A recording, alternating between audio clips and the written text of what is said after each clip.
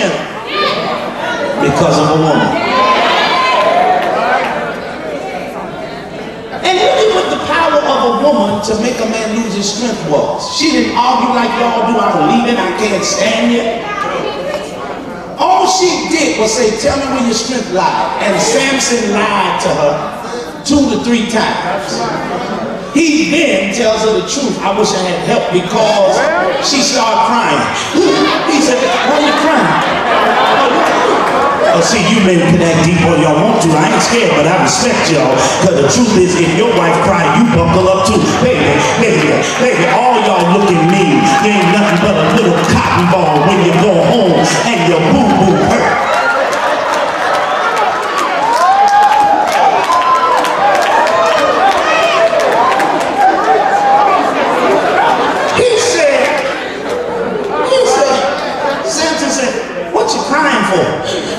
Nothing, I can't believe that you don't love me enough to tell me the truth. He said, girl, it's my hair.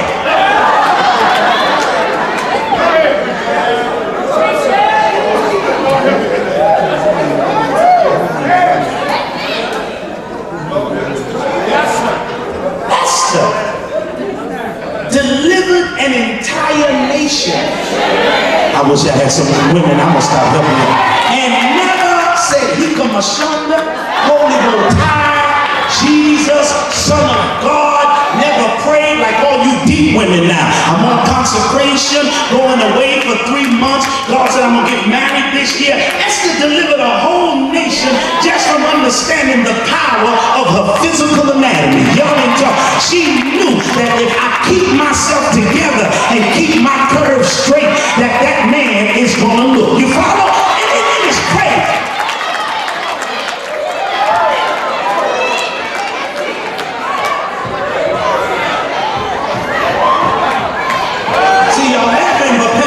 Church women, they let themselves go too much. Then they resort to women ministries and praying for who God has for them. They mad at me, it don't matter.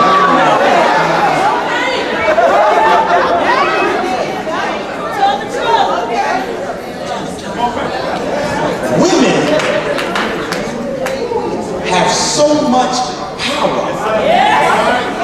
Which is why now in the 21st century, for 2 women who will talk and I get offended, the devil is after women more than ever. Because he knows if they get delivered and find out their purpose, that the attack on the church is going to fail. See, because men ain't gonna never like each other for real. Y'all ain't talking.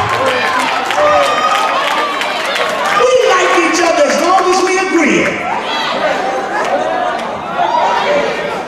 That's why women can have 100 women in white service and it be packed. Men gotta have 20 in black, because the men ain't coming out to 4:30 service with 100 in black. Because we're gonna argue who's the leader, who gonna be speaking, who gonna get the money. The women be like, I don't like you, I don't like you either, but let's get this done because we got a job to do and we got to raise money. Men.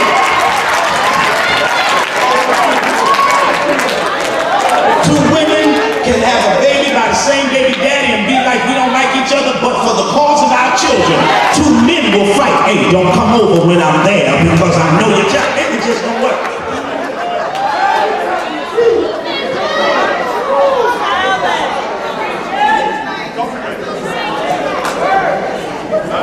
We cheat, sleep with a woman, we want y'all to forgive us and stay. If you look at a man, we ready to leave. It's just 2 different worlds.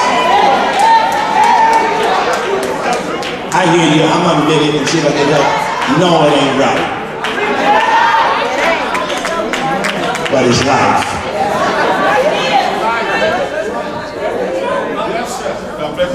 You women have a new ministry for the next year, for 09, and if 10 of you jump, you'll be blessed. Keep the devil off us. Oh, y'all keep the devil. All right, nobody else. Keep him off. Don't play us against each other and talk about who looks the best, who dressed the best, who was your best boyfriend. It's these women that made 2 great men.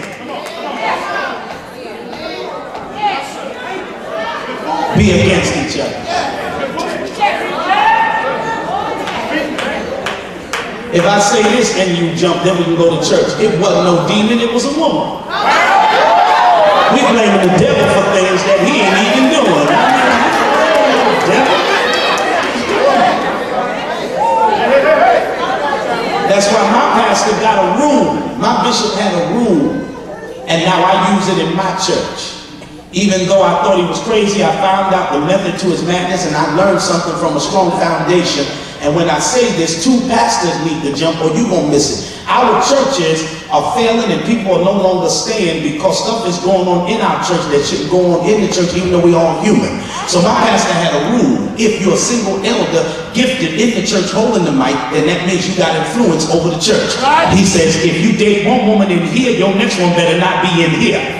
Oh, y'all don't hear me. He said, because we ain't gonna have no issues up in here. You get one baby in here, you can't marry another member up in here. So,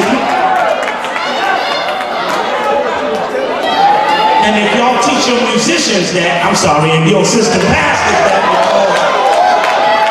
because gifted folk get a lot of female attention.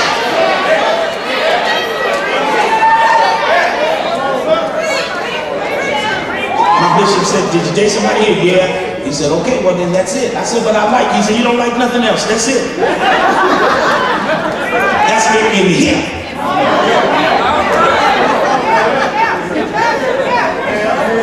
Look how quiet it got.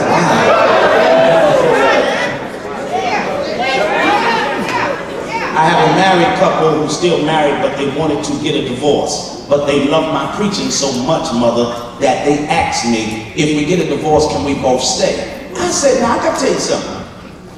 There's no understanding how you can stay married to the ministry and stay, but not to each other. I said, do y'all have desires? Because I'm a counselor. To be remarried, yes sir. So your new wife and husband gonna join in too? Yeah. I just can't do it.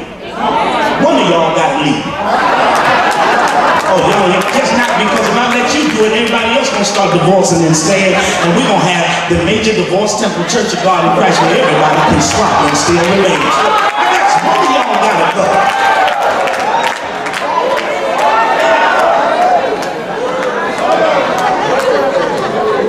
The problem with the church now is not a devil, it's too much talking. Like folks say, who's my favorite preacher? I thought God preaches to everybody, but I guess favorite is also determined by the package of your visible appeal.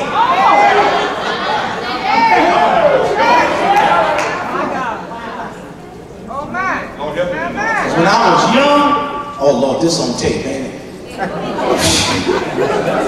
don't like when God does this to me. But when I was young, look at the mothers helping them. Y'all praying for me? I used to go hear one woman preach simply because she was also beautiful when we were all young, especially, but now that we're older, she's still beautiful, but we're grown now. But I used to go every time I heard back home in New York, Dr. Evangelist Ionolock is coming up here. I said, Dad, I'm going to church tonight. Can you send me a seat up front? See, look at y'all acting crazy. Like some of you women don't get excited when Noel Jones said, didn't say high five your neighbor yet. Don't y'all play with me. Because these women conferences ain't packed just because y'all want to hear a word from the Lord.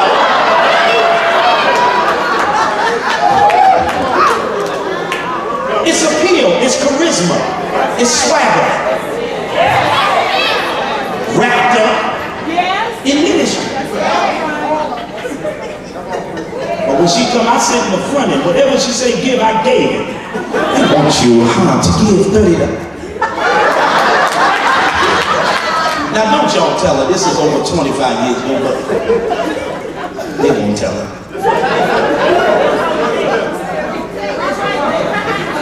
Somebody probably got a cell phone on her now. I don't know.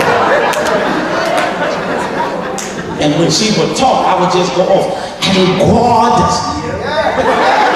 I'm glad back then they didn't just bring money every time somebody said something good, because I'd have been broke. She'd be like, you shout yes, songs say yes. Yes.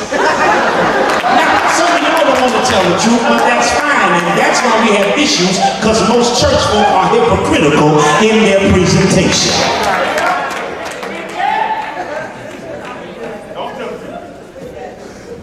Now there was a woman that I really liked and would have been married, whose name I can't mention because this is recently. And she's a great preacher. But I got